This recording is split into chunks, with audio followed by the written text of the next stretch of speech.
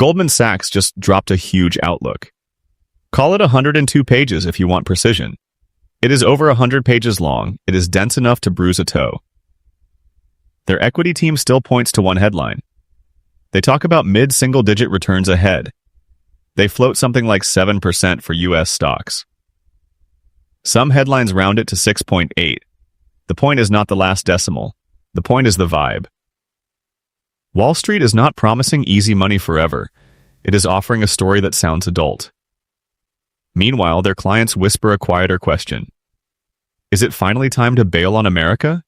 Should we rotate away from U.S. equities? And then the scary chart shows up again. People mention the cyclically adjusted PE. That is the Shiller number you keep hearing about. It is basically price compared to a long run of earnings. It is sitting at levels that rarely happen. In modern history, it has only looked this extreme a few times. People argue about the exact number on any given day. Think mid-30ish versus high 30ish. The takeaway is the same either way. This is not a calm basement valuation. Think late 1990s energy. Think the weirdness around 2020. So here is the uncomfortable question. Are we about to watch the third act? Is this the sequel nobody asked for? Or is this another season of smart people being paid professionally to worry out loud? My name is Max. I run Max Invests. I am not here to dunk on Goldman for sport. I am here to read incentives with you. If this framing helps you think clearer, comment what you are feeling about 2026 and subscribe to Max Invests. I build these videos for people who hate theater but still have to live with markets. I also build them for people who feel dumb whenever finance sounds like a private club.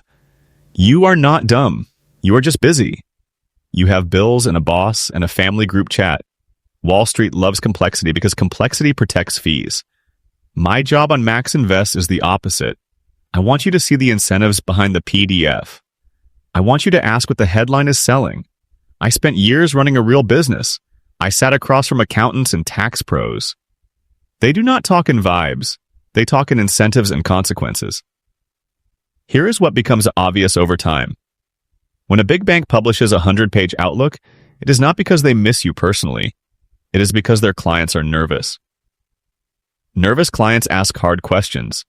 When you charge real money to manage money, you need answers that sound intelligent enough to justify the invoice. Sometimes the fee story is 2 and 20 energy. Sometimes it is softer than that. Either way, the client is buying reassurance with math flavor. That does not make the report useless.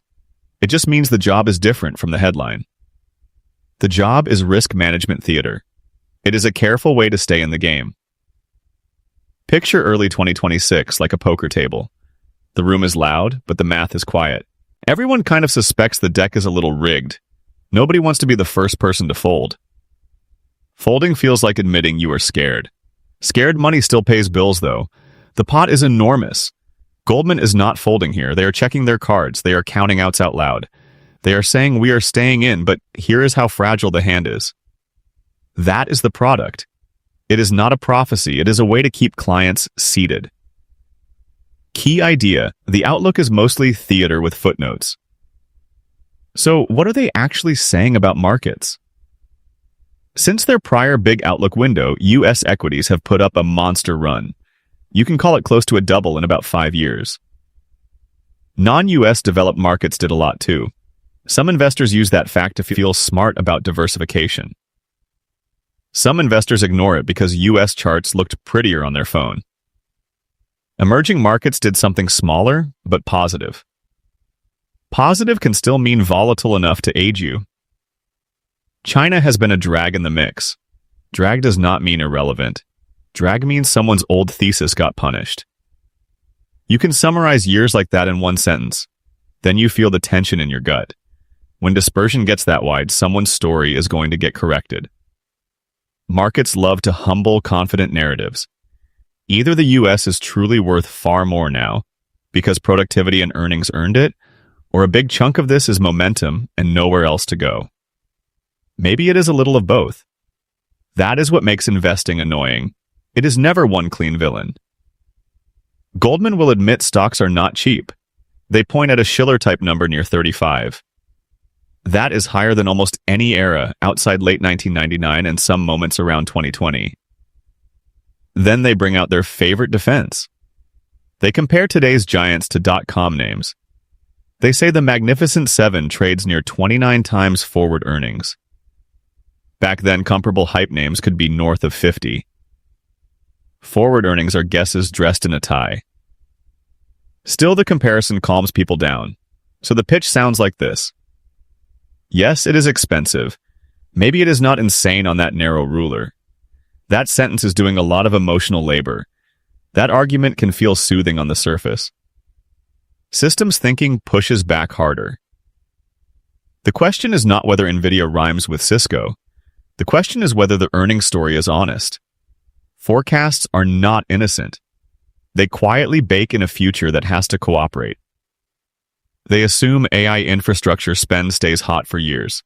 They assume companies keep turning hype into revenue eventually. They assume we dodge a nasty recession. They assume the labor market does not crack in a nasty way. They assume China stress does not blow out rare earth choke points. They assume U.S. debt to GDP near 120 does not panic bond buyers into higher yields. They assume credit markets stay orderly enough for companies to refinance without drama. They assume consumers keep spending in a range that supports earnings. Those are not footnotes for nerds only. Those are load-bearing walls. If one cracks, the pretty chart wobbles. That is why I keep saying psychology matters. A spreadsheet is a story with confidence formatting. Now ask the crash question plainly. Goldman puts recession probability around 25%. That is finance speak for something simple. It is not 0. It is not 50. It is, we think the base case can hold, but we are also hedging our language. Then they break expected returns into buckets. They add earnings growth and dividends. They get something like 11% in that story. Then they subtract multiple compression. That is a polite phrase for people paying less per dollar of earnings. It is also a polite phrase for mood swing in markets. Sometimes multiples shrink because rates rise. Sometimes multiples shrink because fear rises. Sometimes both show up together like cousins. They subtract something like 4%. 11 minus 4 lands near 7. That is how the headline gets born. 7% nominal for the S&P in 2026. Nominal means before inflation in the way normal people use the word. Real-life spending still faces grocery prices and rent. But here is what that 7% needs. It needs the poker game to keep going. It needs big players to stay at the table. If a sovereign fund or a pension system rotates hard, compression stops being tidy. Your 4% adjustment might become 8 overnight. Liquidity can vanish in pockets. Markets do not reprice in a vacuum. They reprice in cascades.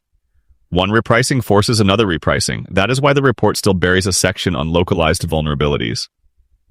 Think credit stress in commercial real estate pockets. Think empty offices meeting loan schedules. Think refinancing walls showing up like seasons. Think consumer debt next to income. Think car payments meeting student loans meeting credit cards. Think families looking fine on Instagram and tight in Excel. Think China controlling most rare earth refining and a huge share of magnet production. Think supply chains that look boring until they are not. Those are not trivia for footnote fans. Those are outs in the hand. If you only read the headline number, you miss the places the model can snap. If you are a normal person with a job and a 401k, this is the part that actually maps to your life. Headlines sell fear. Footnotes hide the tripwires. If this breakdown is helping you see the seams, subscribe to Max Invests. I do long videos on purpose. I would rather be clear than loud. The next part is where the math gets personal. Let me give you a concrete stress test. Picture someone about 52 years old. They have $850,000 in a 401k. They want to retire around 62. They have enjoyed about 10% annualized lately. Past performance does not guarantee anything. It does seduce you, though. Their plan quietly assumes 7% forward. That assumption hides inside a cute retirement calculator. At 7%, the balance grows toward $1.6 million. They imagine pulling 4% a year in retirement. That is roughly $64,000 from the portfolio. Add Social Security in a middle case. Maybe you are near 94,000 gross. That feels comfortable on paper. You can almost taste the vacations. Now change one assumption. Not a dramatic crash headline, just a slower grind. Say the real average return is 4% instead of 7%. Say it happens because of a long sideways decade. Say it happens because multiples shrink and earnings wobble. Now that 850,000 grows closer to 1.1 million. 4% withdrawal is 44,000. Add Social Security and you might be near 74 gross. That is a $20,000 a year gap in lifestyle. That is not a rounding error. That is groceries and dignity. It can come from a few points of optimism. That is why psychology matters more than a chart. The math is always a story about the future. The future does not care about your model. Your feelings do not negotiate with compound growth. So, should you sell everything and hide in cash? Cash feels safe the way a blanket feels safe. Cash also has a cost called inflation and missed growth. This is not a sermon against cash. Emergency funds are sacred on Max Invest. This is a sermon against panic disguised as planning. This is where Wall Street accidentally teaches something useful. They show what happens if you miss the best days.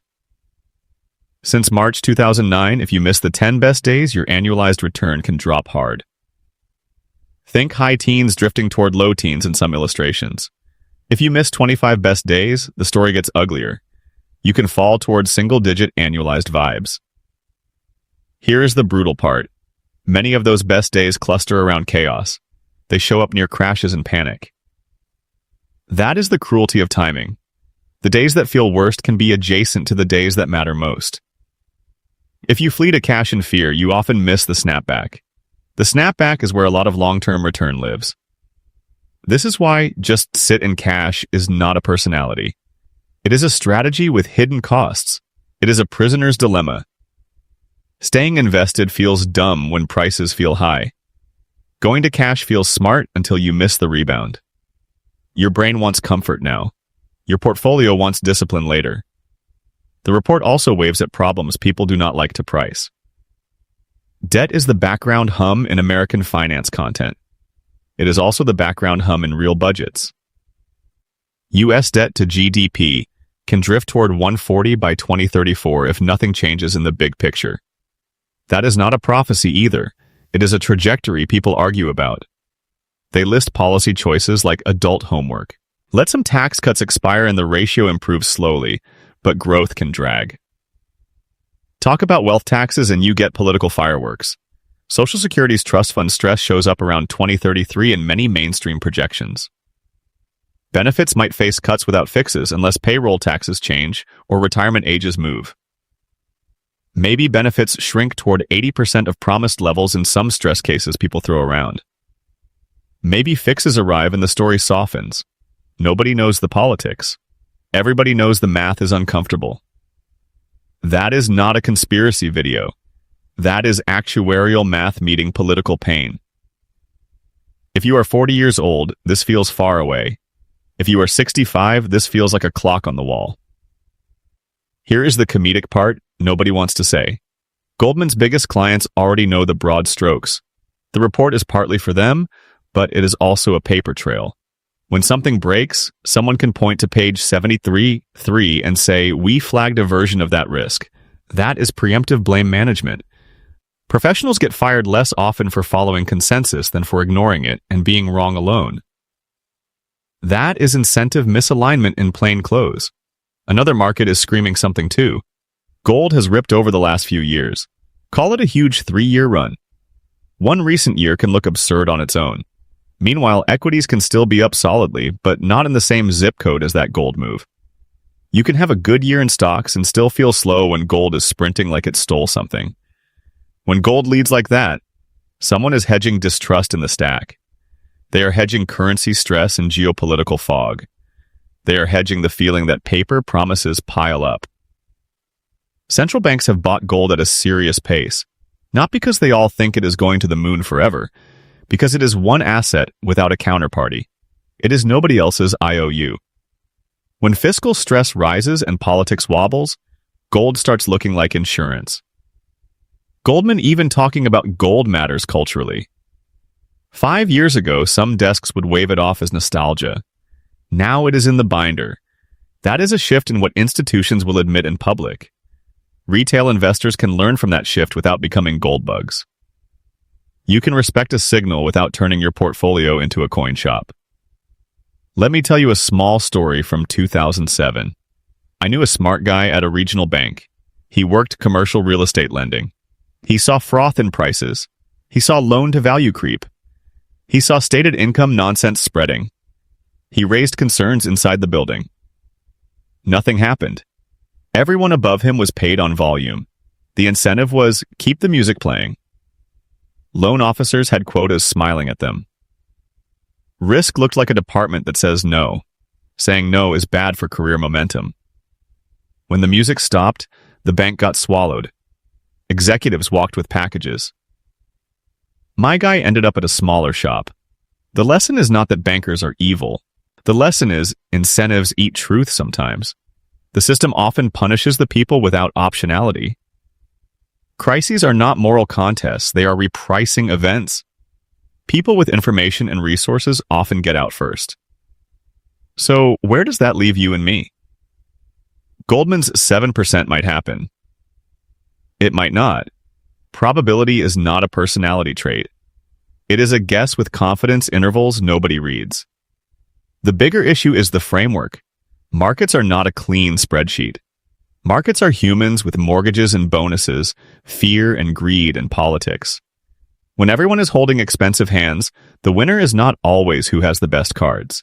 It is who can stay solvent long enough to let the table play out. Here is what I would actually do with this information. First, if you are over 50 and you have had a huge run in stocks, consider taking some chips off the table. Not all of them. This is not a market timing sermon. This is a maturity sermon. If you are 80-20 stocks to bonds because that felt right at 40, maybe 70-30 fits better now. Maybe you move 5% at a time. Maybe you do it on a calendar so your emotions do not drive. Not because I know a crash date, because you have less time to recover a bad sequence. Sequence risk is brutal. Bad early retirement returns can scar a plan forever, even if markets recover later. You cannot live inside the long-run average. You withdraw in real years. Second, stress test your life at 4%. Run your plan with a lower return. Use a conservative inflation assumption too. Stress test healthcare costs rising faster than CPI. Stress test a year where both stocks and bonds look ugly. If it still works, you bought optionality. If it breaks, more risk will not fix it. More leverage will not fix it. More hope will not fix it. You only have 3 levers. Save more. Work longer. Spend less. That is the whole list in the real world. Everything else is coping. Third, admit uncertainty out loud. Nobody knows the next chapter. Not Goldman. Not Max on YouTube. Not the guy with a crystal ball in your feed. If someone claims certainty, ask what they are selling. Certainty is usually marketing. Probability is usually closer to reality. Build a plan that survives multiple futures. Keep liquidity. Keep cash for life shocks. Keep your fixed costs from owning you. Avoid being forced to sell at the worst time. The person who owns a boring index fund and keeps contributing through ugliness often finishes stronger than the genius chasing 10 times. Boring is a feature when your goal is independence. If we get a real drawdown, the people who do fine are often boring. They rebalance once a year. They do not live in their portfolio app.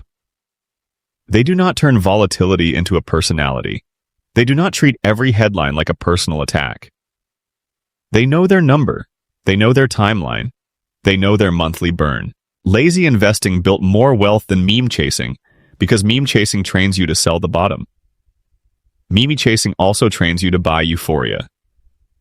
Both sides hurt. Goldman's report is long because nuance is billable. The simple takeaway is still simple. Stocks are expensive. Risk is elevated. Returns may be mid-single digits for a while, not the double-digit fairy tale some investors got used to. If your retirement plan assumes the last 5 years are normal, you might be setting yourself up for disappointment. If your plan assumes you will never face a bad decade, you might be setting yourself up for a marriage fight at the worst time. Humility in assumptions is a love language. The crash everyone tweets about might happen. It might not. If you are asking whether it is time to panic, you are asking the wrong question. The right question is whether your plan stays standing when you are wrong about timing. Trying to time markets off one bank report is like reading another player's tells while ignoring your own cards and your own bills. Your cards are your timeline.